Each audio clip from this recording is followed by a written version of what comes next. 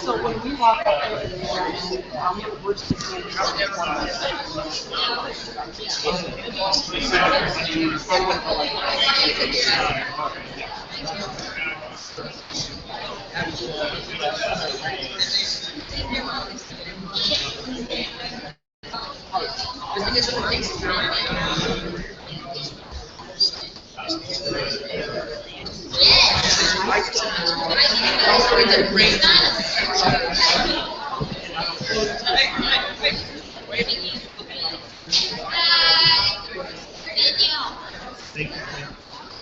Now, do it again.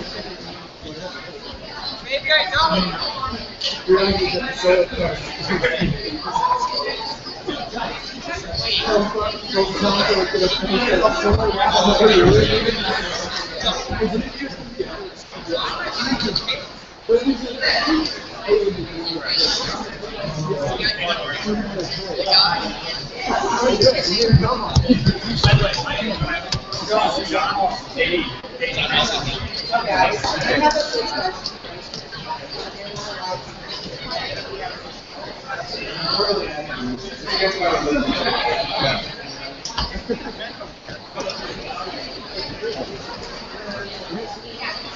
right, guys.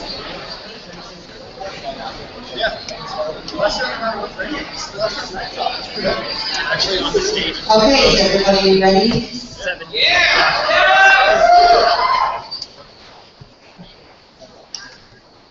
So I want to congratulate the teams, Paul Logan and Jaconis Walker, for making it to Parli finals.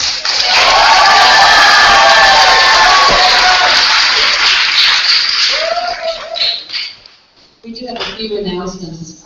We are going to do a flip and then do a 2-strike. But initially, you need to be invited into the prep room. It's not just a free-for-all. So you need to be invited. And if you're invited to help prep, you're going to meet, once we're done with all this, you're going to meet outside of the door there in the foyer. And we will escort you out. Prep time will not start for them until they're in their rooms, so just make sure that you've been invited and that you're out there and you can follow us. It's a little bit of a ways to get to the preference. Okay, we need to work on.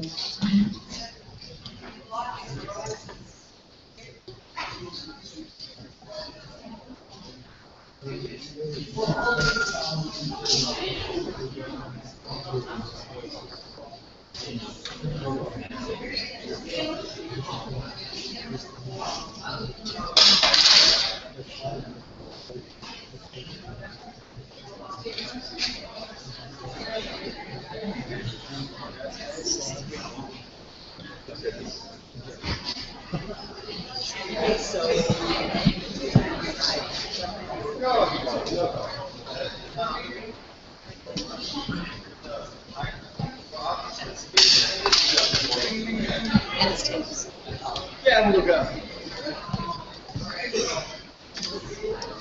And guys, I'm going to read the resolution twice, and then I'm going to start doing your to minute and do the first strike.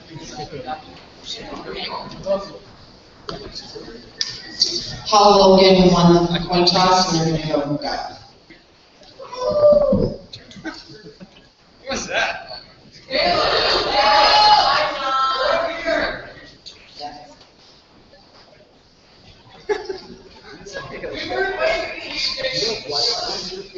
Okay, I'm going to go ahead and read the resolutions. I'm going to read them both, all three of them twice. And then we're going to start prep time to do a 2-strike, and Pop will strike first and they have a minute, and then Doug will strike second and they'll have a minute. Okay. Everybody ready? Yeah. Okay. Resolution number 1. Stimulating corporate profits is the ultimate fix for inequality.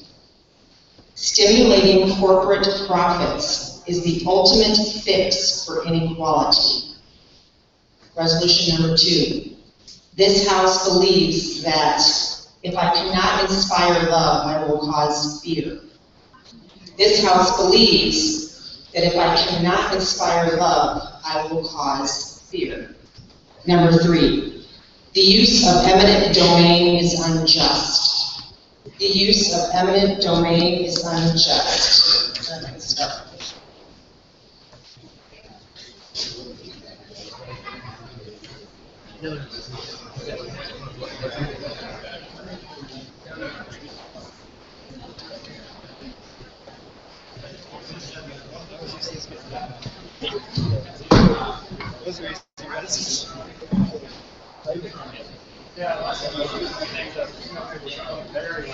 You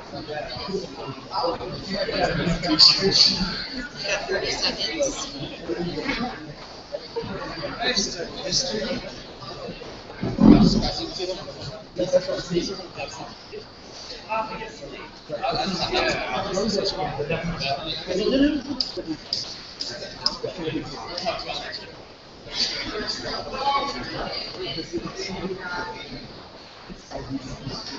We've got 8 seconds? Oh, okay. We're striking. Yeah. So we're going to 3. We struck 1. Guys, they struck one, you're not gonna get it. So they picked number 3, the use of eminent domain is number yes. I need to go follow you in that time.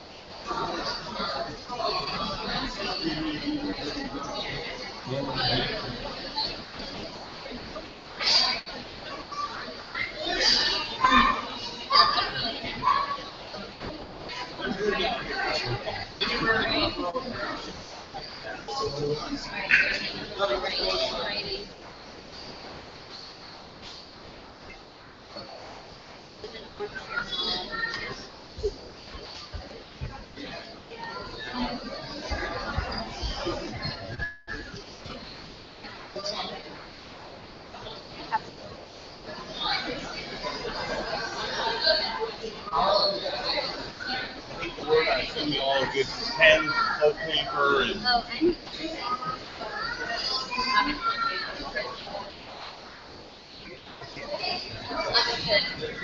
I'm hoping that.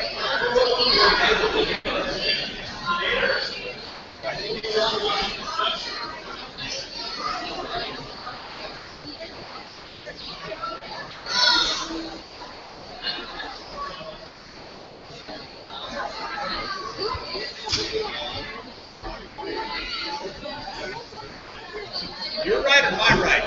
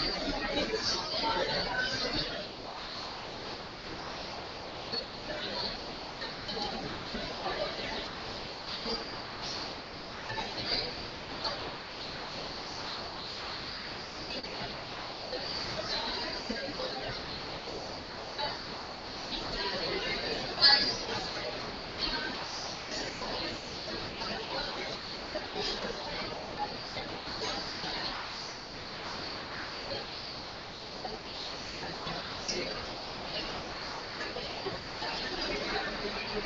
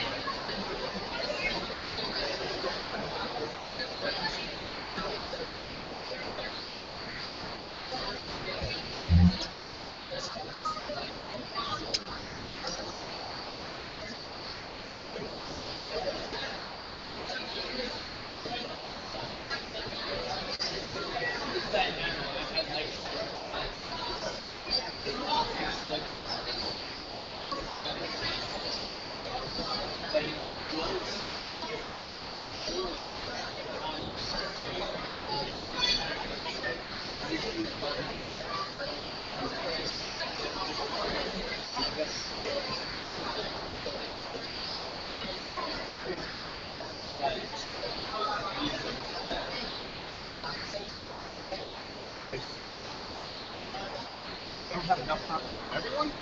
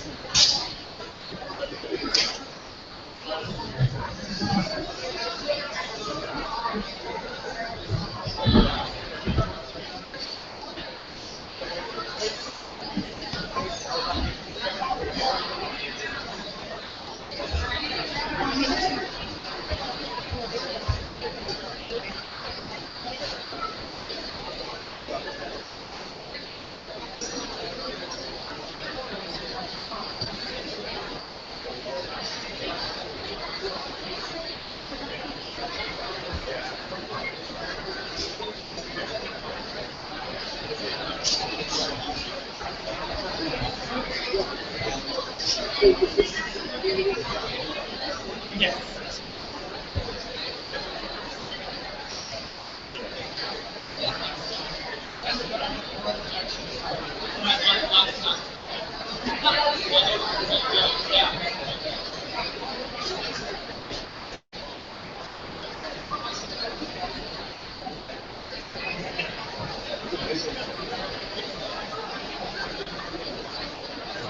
Hey again. We are going to go ahead and get started, so please find your seats. Thank you. You guys are a great audience. We're going to go ahead and introduce our judges, and then we'll go ahead and get this round started. So we have a great panel here. Our first judge is Hunter Lundy. He attended Mississippi College School of Law in Jackson, Mississippi. After graduating law school, Hunter served for almost 2 years as a law clerk to Walter L. Nixon, Jr., U.S. District Judge in Biloxi, Mississippi. In 1986, Hunter began the law firm currently known as Lundy, Soylo, and South. Hunter is a member of both Louisiana and Mississippi state bars. Since 2007, he has been selected by his peers to be listed in the best lawyers of America in the field of personal injury litigation. Hunter has been nominated to the top 100 national trial lawyers since 2011 and to the Louisiana Super Lawyers since 2010. He and his wife, Julie, have 6 children and 3 grandchildren. We also have here Representative Sonia Anderson, Republican. She represents part of Greene County, which includes part of Springfield, in the Missouri House of Representatives. In addition to her legislative service, Representative Anderson has over 20 years of experience in small business and management. She currently co-owns and operates Show Me Horses and Farrier Service. Representative Anderson is also on the Executive Board of Directors for the 7th District Missouri Republican Assembly and is the founding member of the Multi-State Stock Horse Invitational Champion Show. This is what cold reading looks like, by the way, students. We also have Neil Evans. He has been married for 27 years and has 2 children, Will and Olivia. He is the chief engineer for KSPR-TV here in Springfield, Missouri. He's been homeschooling their children since they moved here in 2001. He plays on the worship team of his church and is in a local cover band. He enjoys talking about philosophy, theology, fast cars, and bad sci-fi movies. Colleen Enos is another one of our esteemed judges. She has a Bachelor of Science in Business from Colorado State University. She represented Right to Life Wyoming in televised and academic debates. She's a lobbyist for Right to Life Wyoming and is a certified paralegal. She's a co-founder and coach of Resolve Speech and Debate Colorado. She hearts Parli Debate for its real-world application. Kimberly Millhouse is our next judge. She's from Virginia. She's a homeschool mom of 17 years. Graduated 2 sons who competed in speech and debate and are now collegiate debaters, and holds a Bachelor of Arts in Speech Communications. She is 3 years the director of Vector Speech and Debate Club in Virginia and has been coaching speech for 8 years. We also have Randy Dunleavy. He's a parent, judge, and a sponsor of Apollo Speech and Debate Club. He has had both kids in this league spanning 10 years and has been judging that entire time. Jake Buxton is our next judge. He has an extensive background in STOA speech and debate, especially Lincoln Douglas and Parli. He was 2-time state champion for Missouri in Lincoln Douglas debate in 2012 and 2013. He also placed 16th in the nation in Parli debate during the 2013 NITOC. And after graduating, Jake went on to debate for Truman State University, where he is currently a senior studying political science. He's involved heavily in Missouri politics and is currently serving as the state chairman of the Missouri Federation of College Republicans. Alex Dinsmore is our next judge. She's originally from California, but is currently living in New York City. She also competed in homeschool speech and debate for 6 years and was nationally ranked in both STOA and NCSPA. For the past 6 years, Alex has enjoyed returning to NITOC as an alumni judge and representative of the King's College, where she currently works as full-time staff. I will be your final judge. I competed in NCSBA for 3 years, was second place at the 2007 Nationals in Team Policy Debate. I did 2 years in college Parli after that. I'm on the STOA debate committee. I coach Response in Northern California. And I married one of my high school speech and debate friends.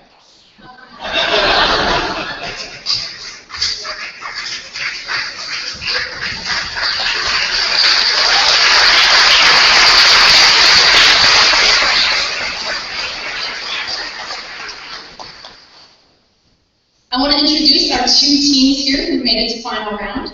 On the government side, our Prime Minister is John Hall.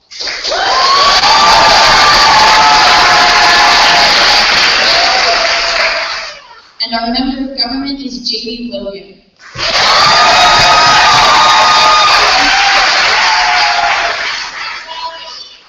Debating for the opposition, our Leader of Opposition is Caleb Draconis.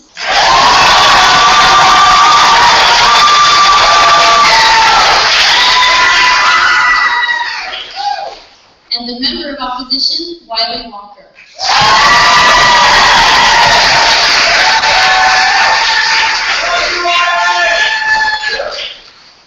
And they will be debating the resolution for us today. The use of eminent domain is unjust. Let's give them a hand.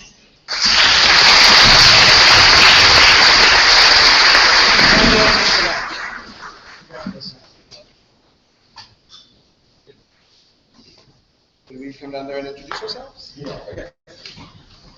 Yes.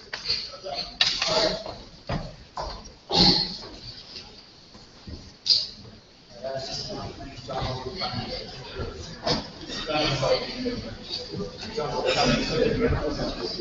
John Hall,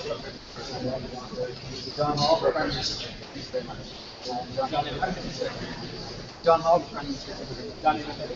John Hall, Prime Minister.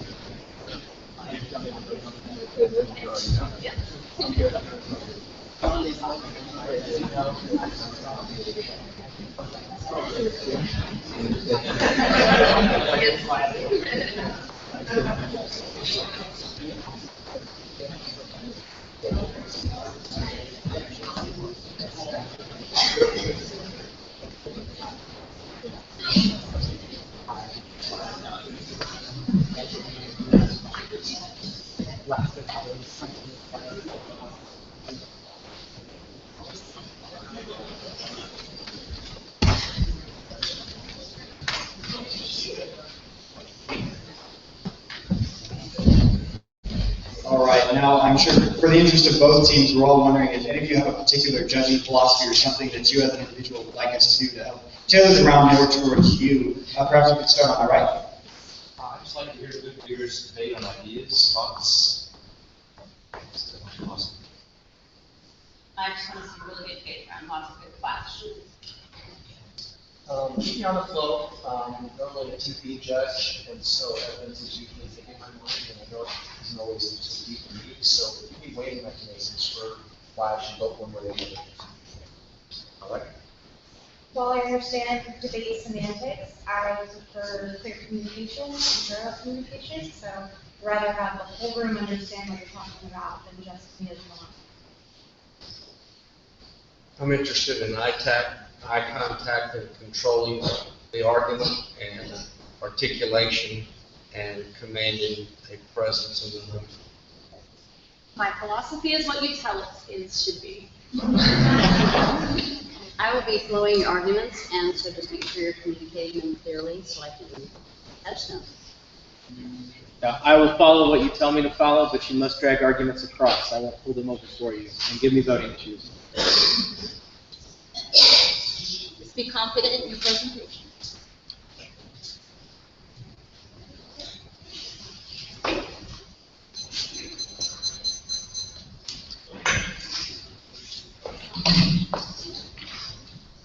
And with that, if all the judges are ready, all right, in the opposition, go ahead and get started.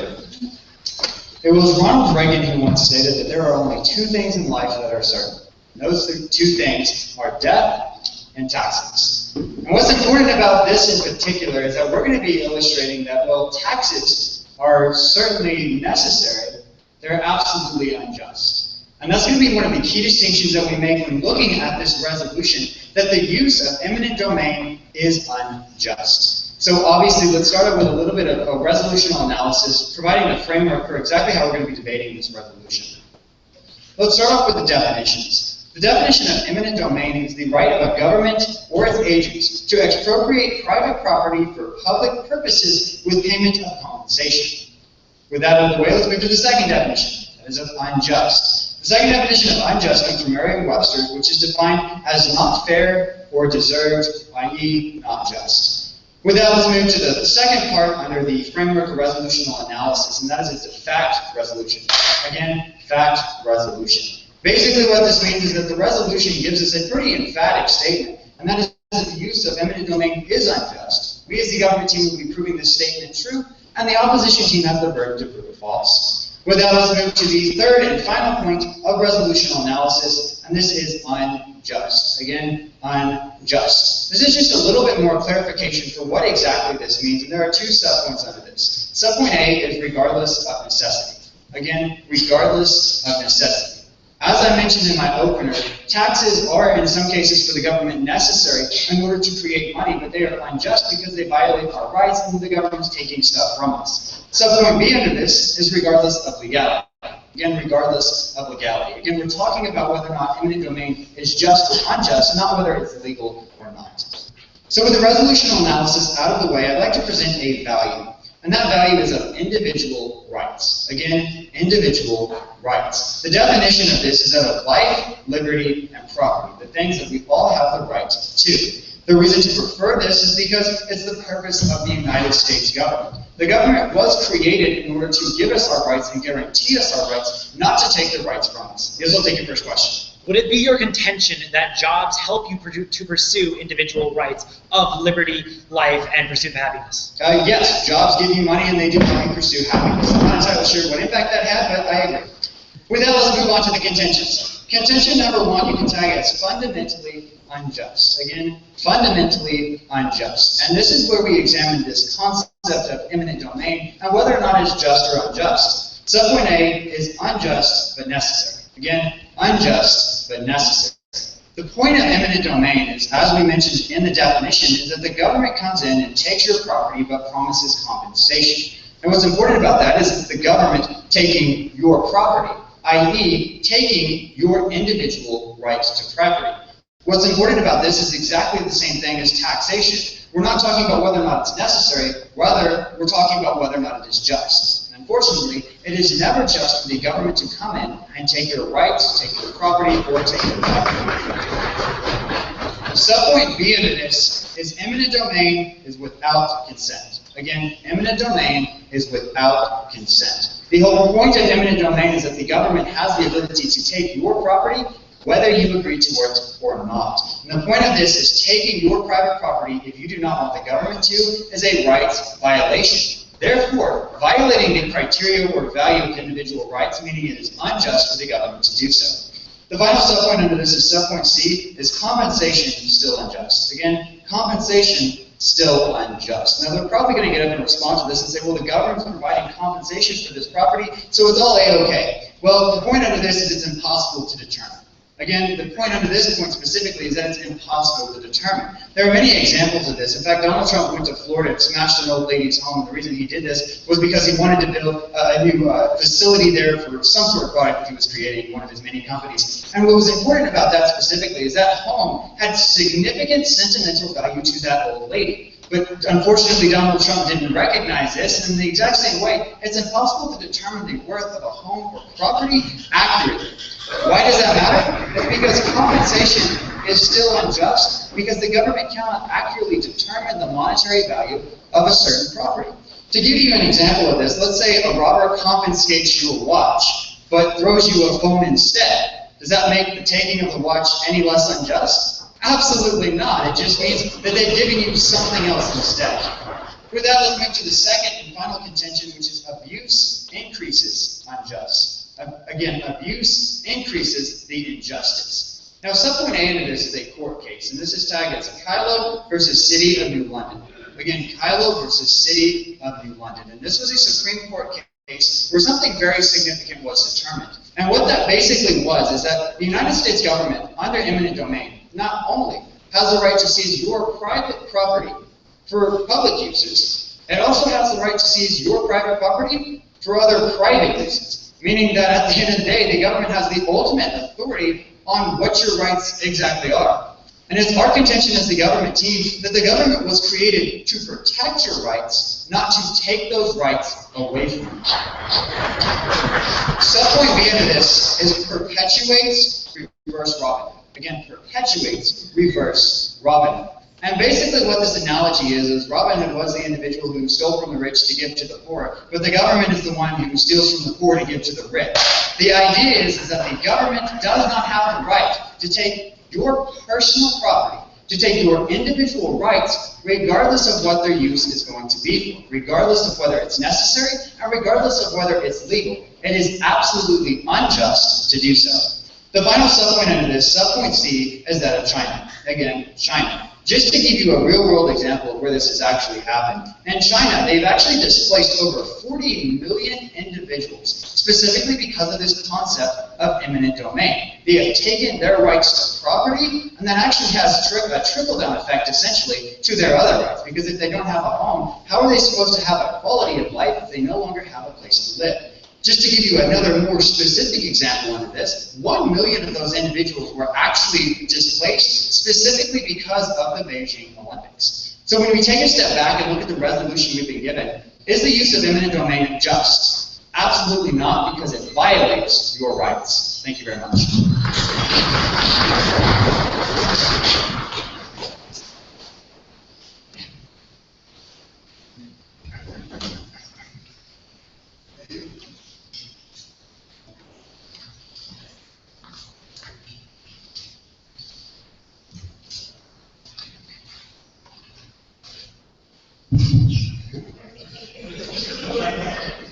It's so cool.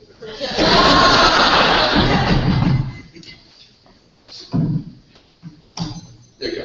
All right, so are you guys ready? And all the judges? Perfect.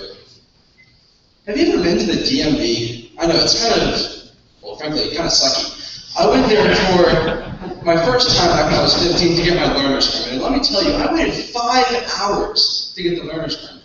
Now, even though it was a very painful process, and even though for the majority of the time I was not enjoying it, it was absolutely necessary for me to reap the benefits that a driver's permit and a driver's license inevitably let me have, so that way I could get from point A to point B, so that way ultimately I could receive more benefits than just having to wait for 5 hours for a short period of time. What we see here is that although some things might not be beneficial for the short term, they pay off in the long term with more benefits on top of that. And that's exactly what we see with eminent domain, and that's exactly what we're going to show to you as the opposition team in today's debate round.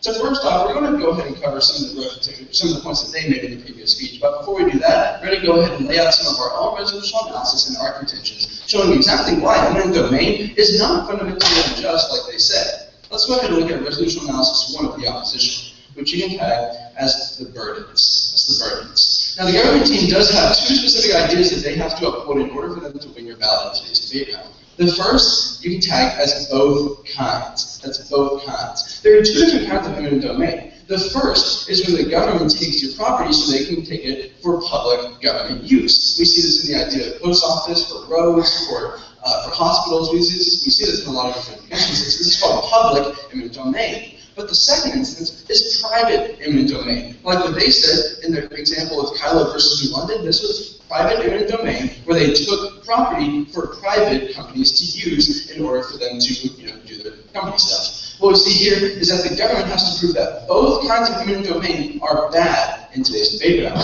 But the second burden, you can tag as use, not misuse. That's use, not misuse. They have to show to you that the actual act of eminent domain, the action itself, is unjust. Not the way that governments use it, but the action in and of itself.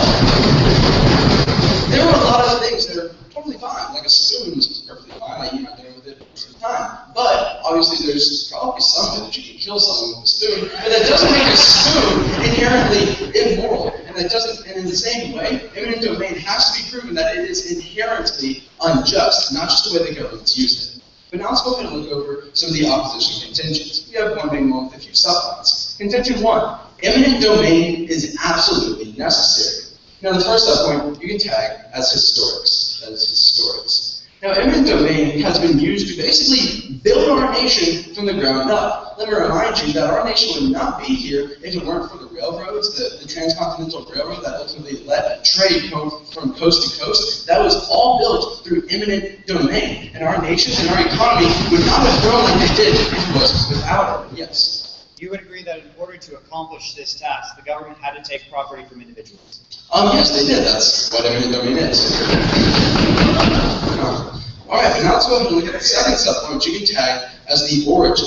Now this was the first instance, or one of the first at least, of eminent domain. It was Cole versus the United States in 1876, where it was a private company, it was taking private property in order for the government to build a post office. Very simple, but very necessary. In order for people to get their mail around the area, the government had to build a post office, and they took private property in order to do it. It was a necessary thing that was done, and the people received compensation for it. Now let's go ahead and look at the third subpoint, which you can tag as specific examples. And there's actually 3 subpoints underneath this. The first is that of roads. Every interstate you drive on, in fact, the ones that most of you probably drove here today on, was built with eminent domain. Every interstate in this nation is built with eminent domain. And what that allows for, you can tag the impact as interstate commerce. Everywhere you go, you see 18-wheelers carrying a lot of cargo on the interstates. Those are going places. That is interstate commerce that you get with the interstates that are built with public domain. Now, the second you can tag as military bases. Now, this is from justice.gov. And after World War II, the government took 20 million acres in order to build naval and air force bases to protect national security. Eminent domain was used to build all the Air Force and naval bases in our country so that way national security can be better upheld. If the government team wants to argue that national security is a bad thing, then by all means go ahead, but I don't think so. Yes? But you'd agree in order to build these air bases and naval bases, we had to take property from individuals, right? Yeah, that's what eminent domain is. Now, with that in mind, let's go ahead and look at the impact of this, which goes back to their value of individual rights. Now, we do agree with this value of individual rights, and we do believe that it is very something that we should definitely uphold. But we're going to provide the criterion of deontology. Yes, I didn't know this word until a couple days ago. Now I'm going to teach it to you too. Deontology is basically doing the thing that is best for the most amount of people when you know the outcomes of the majority and the minority. That's essentially what this is. What we see is that when we know the outcomes of valuing the majority and the minority, in order to achieve deontology and in order to uphold individual rights on a larger scale, we have to go through this criterion and do what is best for the most amount of people. Justice is something that has to be upheld, but you know what also is unjust? Not having national security, not having hospitals to treat people. All of this stuff is built through eminent domain, and it is unjust for the people who are sick. It is unjust for the people who get bombed in terrorist attacks. All this stuff would be happening if we didn't have these instances that were caused by eminent domain. Now let's go ahead and look at the points that they brought up.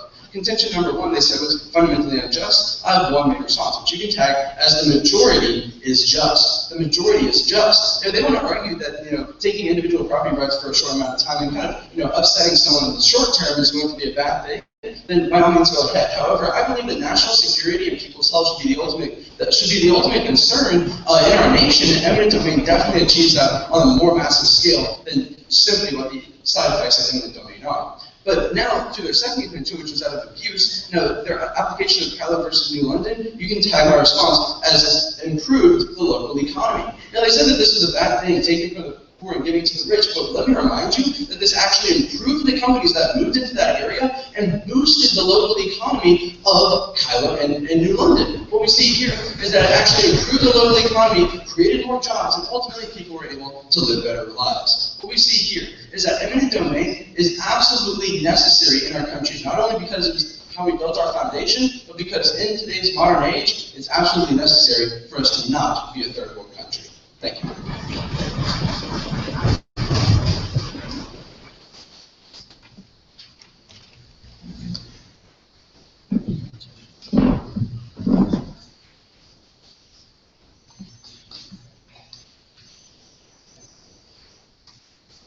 Oh,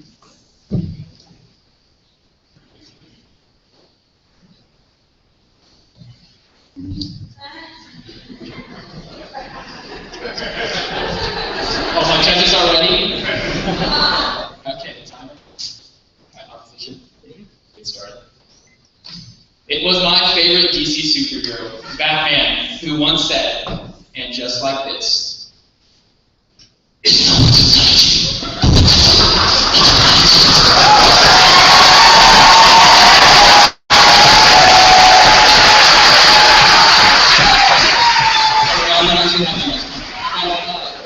regardless of the intent of eminent domain, regardless of what it's supposed to do, what really matters is what it does. And what it does, at the end of the day, no matter what you look at it, how you look at it, whether you look at it through the economic side or the public good side or the utilitarian side or the deontological side, the fact of the matter is that at its core, it violates individual rights. And it is that reason that we affirm the resolution.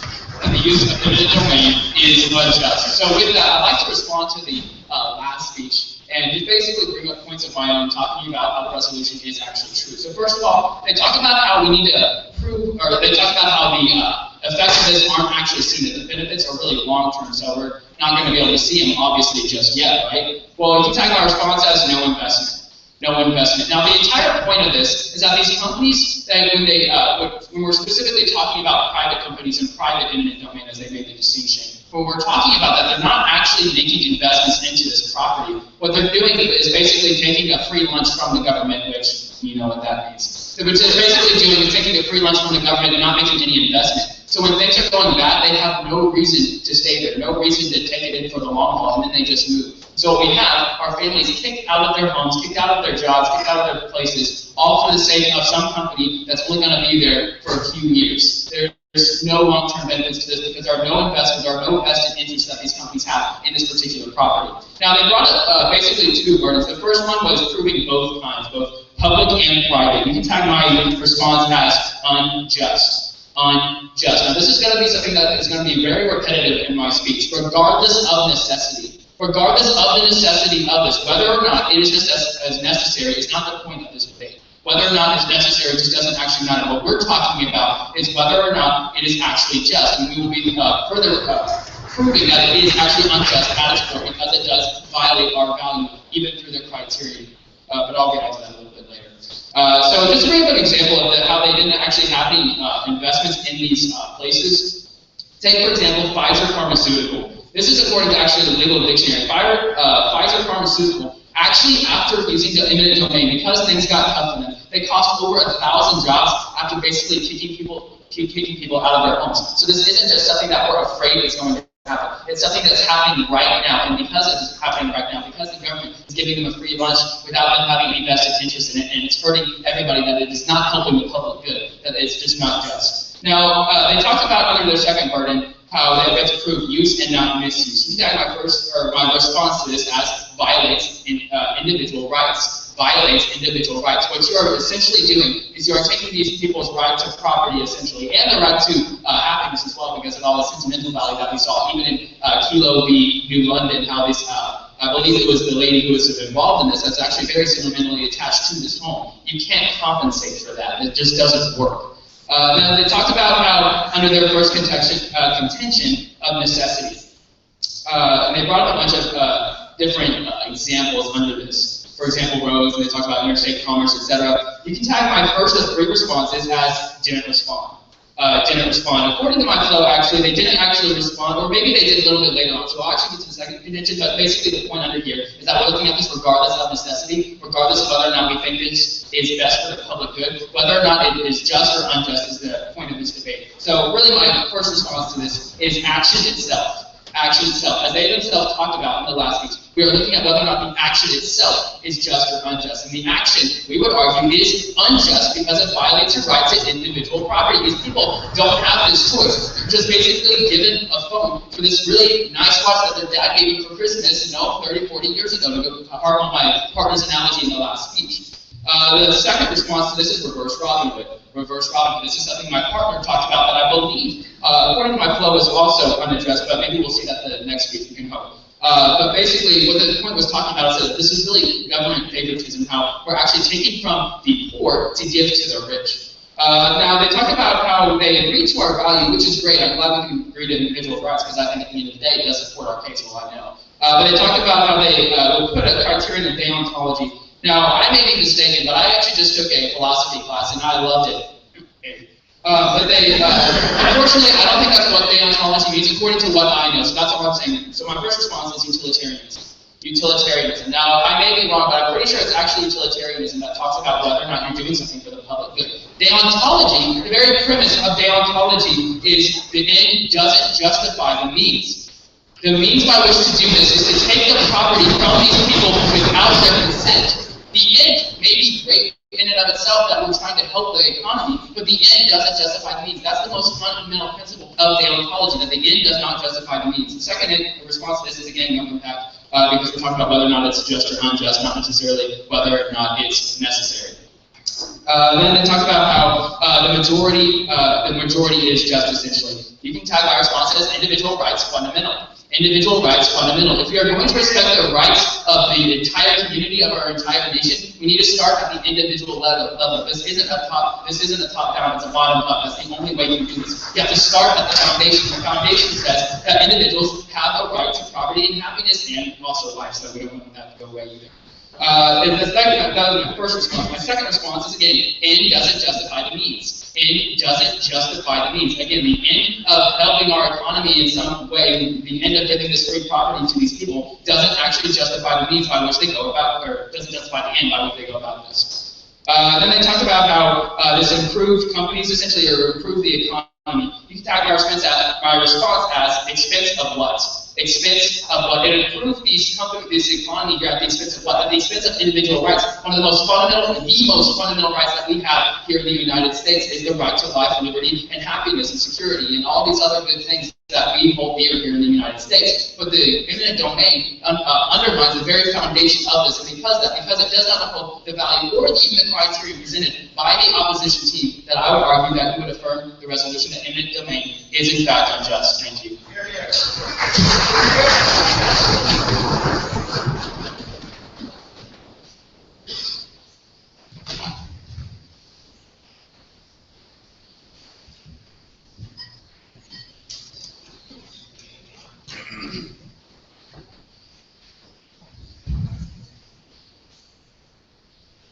All the judges are ready?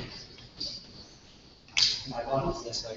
All right, I'm going to go ahead and begin after I set my timer first.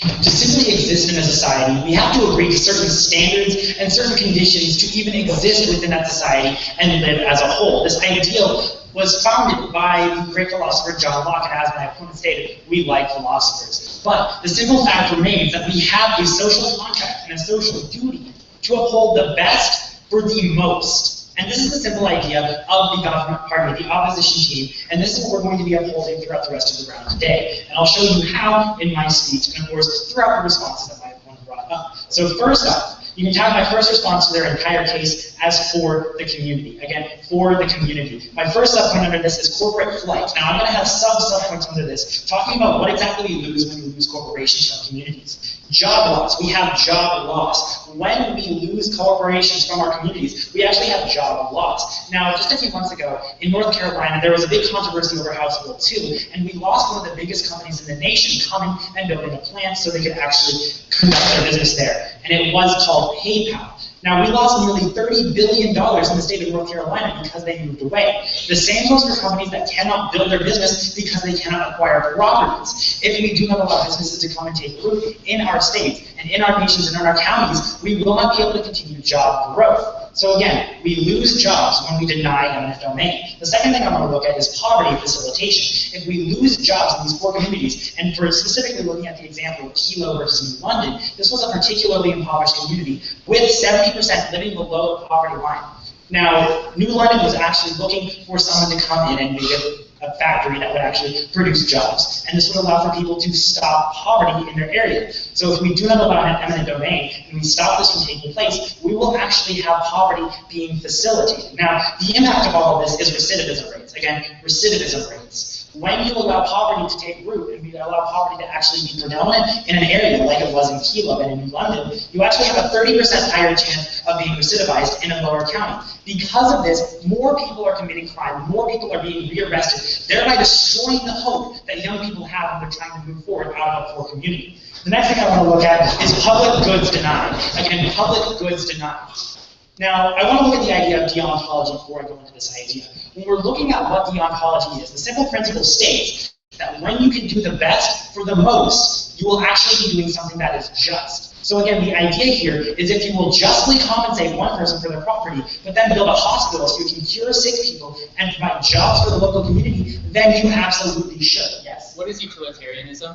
Utilitarianism is the idea that we should do, again, the best for the most, especially in the idea of the right solution. This is just. Deontology dictates this idea. Yes? Did you respond to my partner's analysis of what deontology actually is? I'm actually going to go ahead and talk about that later on, but for now, let's recognize that public goods will be denied when we do not allow the public domain. The second thing is roads. Third thing, libraries, power process stations. If we do not allow eminent domain, certain communities in our nation would literally have no way to process the energy that goes through their community, because eminent domain is one of the main ways that power companies in these local areas are actually able to build their power process stations. The next thing I want to look at is military bases. Now, not that we like our military.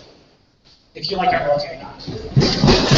Alright, so we like our military, and we know that we need military bases. We know that we need air bases. We know that we need places where we can actually train our people, we can build our equipment, and actually ship people out to go fight for our nation and protect our rights at the very basis of where they'll be taken away. Again, the entire reason we build military bases is so we can protect individual rights within our nation. So if anything, the value of individual rights is upheld best by the opposition team, because without the opposition stance, we would not be able to build military bases. The next thing I want to look at is net benefits. And this is, again, an overall ideology that I want to go against the idea here. So again, this is along with the idea of deontology and utilitarianism. All these phrases are all interchangeable. The idea of justice simply states that we should do the best for the most people. And this is exactly what we're going to be doing in the round today if you allow eminent domain to continue as a just idea. It's necessary, it's just, and it's right. But I want to go ahead and talk about the responses specifically to my opponent's case and my partner's case in the last round. So basically, my opponent started off his speech in the last round with a response talking about how we know best now, and there's no reason for companies to stay in the area where they take root through eminent domain. My response is hiring continues. Again, hiring continues. Everywhere that a business takes root, where there has been eminent domain to take place, they take root and they build jobs for people. If this is not good for the people, then I don't know what is, because jobs destroy poverty. They don't facilitate recidivism like the opposite party of the government team does. The next thing I want to look at is public. They basically talked about how public and private are both unjust ideas. Now, we can basically go along with the idea of deontology, and my basic response is deontology justifies. But we already know why that's the case. So I'm going to go ahead and move down to response number 3. They talked about how a pharmacy business in one of the counties where eminent domain took place was actually they let badness go on. They let something fall into a place, and I just want to go ahead and respond to this by taking most of the time.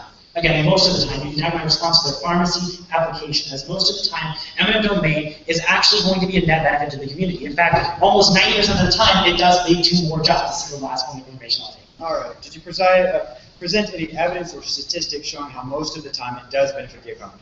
I did not, but now I did. So the same idea applies here. We know that eminent domain will benefit people on the basis of corporate flight. We'll stop corporate flight, and of course, we will no longer deny public goods if we allow it. And of course, we say eminent domain is justified. So I'm going to go ahead and move down to the next idea that we're looking at. They basically said, regardless of necessity, it's still unjust. That was their main idea here, and that's the main point of the government team in the entire round today. And I believe that is flawed, because if it is necessary to provide people with good things, to provide people with public goods, to provide people with jobs to protect their own individual rights, then we know what justice is. Again, the idea that I brought up in the last speech, in their very first speech, was the idea of individual rights. So the round comes down to individual rights proving justice.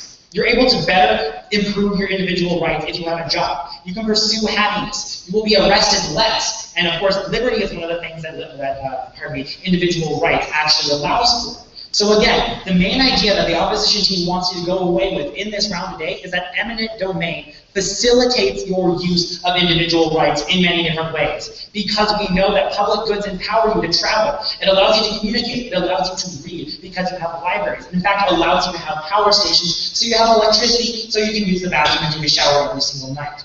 But the fact still remains. Deontology dictates what is just in this round today. Thank you.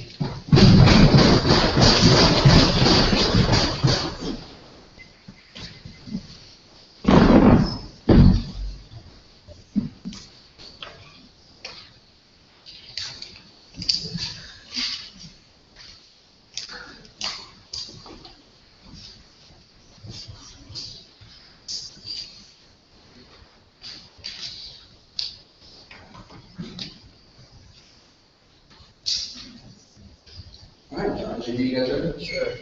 Perfect. All the judges? Alright. Let's go ahead and get started.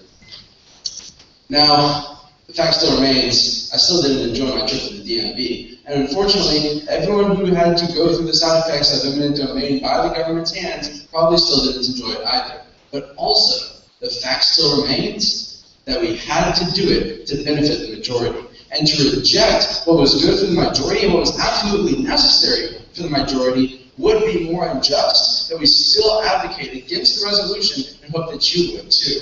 Let's go ahead and look at the three main voting issues, or the biggest arguments in today's debate round that we hope you would side with the opposition on at the end of the round and feel comfortable doing so. Let's go and look at the first voting issue, which you can tag as net benefits. Now, both of the teams in today's debate round are advocating for individual rights. However, we have to determine who achieves that value better.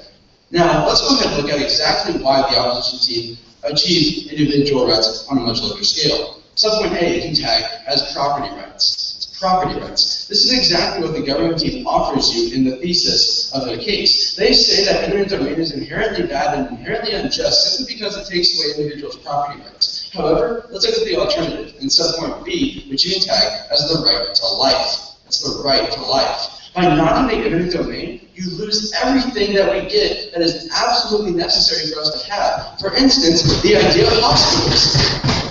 I'm pretty sure if someone is sick and absolutely needs treatment, then they would definitely need to have eminent domain in order to build the hospital, in order to get treated. Without hospitals, people would not survive nearly as much. Secondly is that of national security. Again, there are very big things that eminent domain gives us that are fundamentally necessary for our country to survive. Not only survive, but thrive as well. When you look at the idea of net benefits, we look at exactly what is going to become the most beneficial to our nation. Ultimately, still having eminent domain in today's debate round is definitely going to be the best option.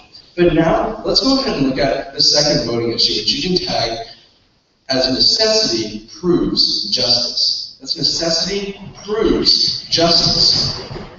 Now, if something is needed to survive, just like the government team advocates for, I want to remind you, they say necessity is still unjust. However, that's not the case that we're advocating for as the opposition team. If you need something in order to survive, and then we deny that to you, that's unjust. That's inherently unjust. Eminent domain gives people the things that they need to survive, and to deny that is unjust. Let's go look at 4 examples of the things that the government team wants to get rid of. Number 1, national security. Every military base in our nation was built using eminent domain. Every single one. Every single one is absolutely necessary to national security, and they were all built with eminent domain. If they want to argue property rights, then by all means go ahead. However, I believe that the right to life is inherently more important than property rights.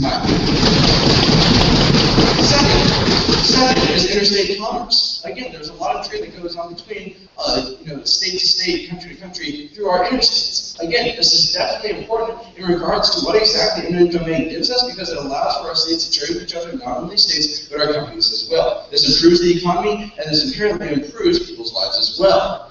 The third point we can tag as hospitals. Public hospitals are built using eminent domain. Again, if someone needs to be treated because they're sick, and if they have a life-threatening disease, then the government team wants to get rid of these hospitals simply because it ignores people's property rights. Again, I believe the right to life is inherently more valuable, but that's just my opinion. The fourth, you can tag as the economy. This goes back to the application that they give you, which is out of Parli versus New London. However, what we said to you is that this actually improved the local economy. Again, this actually benefited the people's lives around them. Now, that did push away some of the property rights of the people that they removed, but essentially what we see here is that it created a net gain in profitability because people were able to get jobs because of the new factories that were able to produce them. Now let's go and look at the third voting issue, which you can tag as the two worlds analysis. It's a two worlds analysis. In today's debate round, whichever side you side with, the government or opposition, you ultimately try to affirm a new world. You can either vote for the government and say that what we have in the current system is unjust and try to change it, or you can stick to the status quo and ultimately uphold what has gotten us to be the #1 nation in this world. Let me remind you, our nation was founded by using the process of eminent domain. The government team has not addressed this argument. Again, everything that we used in order to get to where we are was made using eminent domain. And again, the ideas of national security, interstate commerce, the economy, and hospitals are all necessary for this. Now, in the next speech, the topic we get up and tell you that individual rights is inherently important. But let me remind you, the right to life is inherently more important than that. Thank you.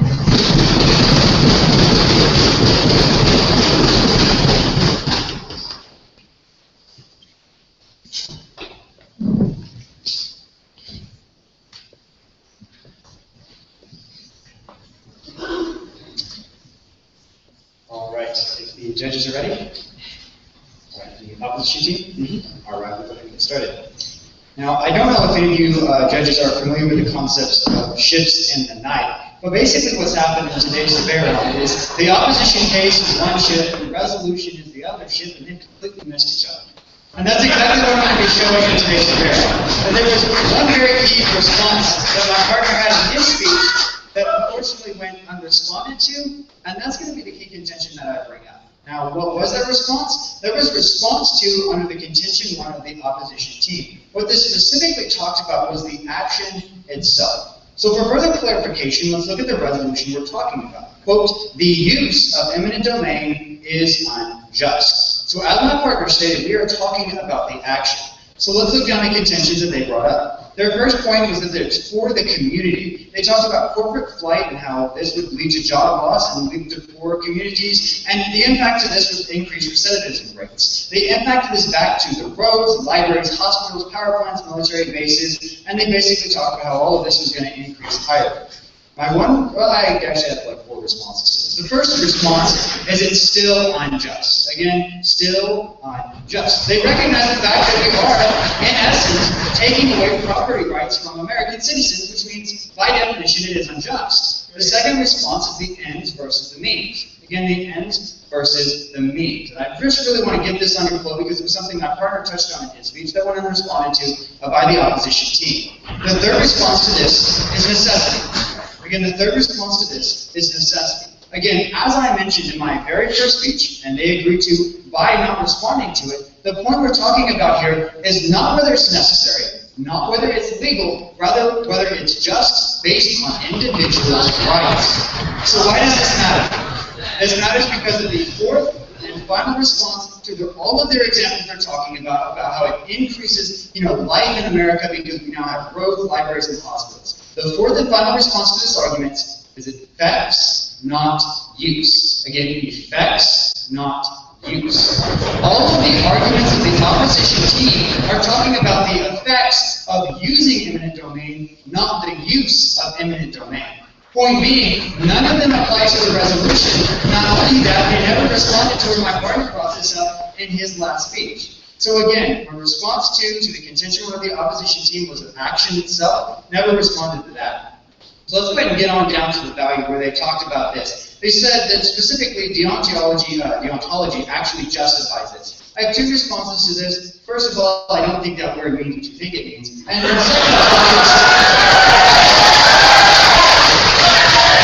sorry, we're in high school week, I had to quote the Princess Bride. The second response to this is we accept. Obviously, both teams agree. We're talking about whether or not we should uphold the idea of individual rights. So with that out of the way, let's move into my 2 voting issues which respond to their voting issues. The first voting issue I'd like to present is that of individual rights. Again, the first voting issue is that of individual rights. Subpoint A is use of, not effects of. Again, use of, not effects of. The resolution we're talking about is whether or not the use of eminent domain is justified, not whether the effects of eminent domain make the use justified. Subpoint B of this is dropped res point 3. Again, dropped res point 3.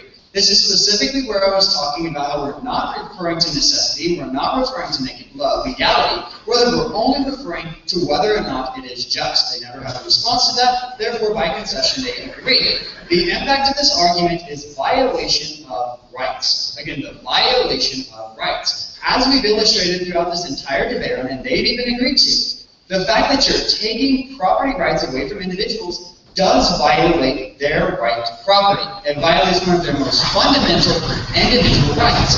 So why should this impact your ballot? It should impact your ballot because that's the value. That's the criterion or weighing mechanism that both teams have agreed on for this debate. Meaning that if the use of eminent domain undermines that value, a government ballot is warranted. The second and final voting issue I'd like to present is that fundamentally unjust. Again, fundamentally unjust. This was the analysis I presented back in my very first speech, showing one very, very clear thing. That when the government comes and takes your property, they're taking your property.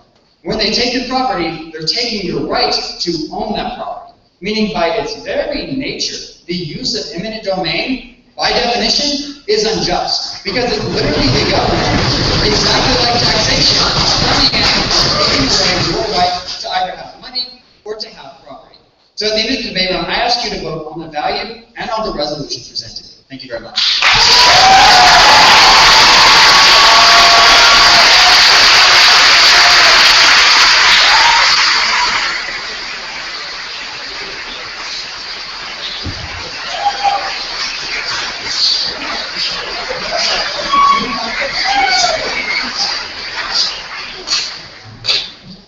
Awesome. If I may, please stay seated. They're going to thank the judges and everything. We need to get the judges quickly out the room so they can talk about it, so Chad can do it, so we can have a work. So we wait, that's not bad. So if I could just have you hold on for just a second, and if I could have the judges stand up, you'll be escorted out back to your carts, your chariots awaits. And then it's a free-for-all. Hold on a second.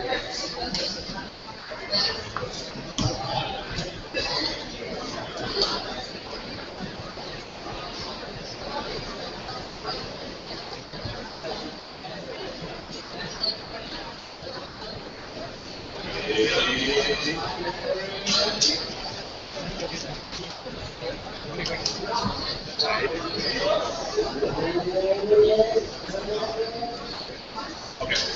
Thank you.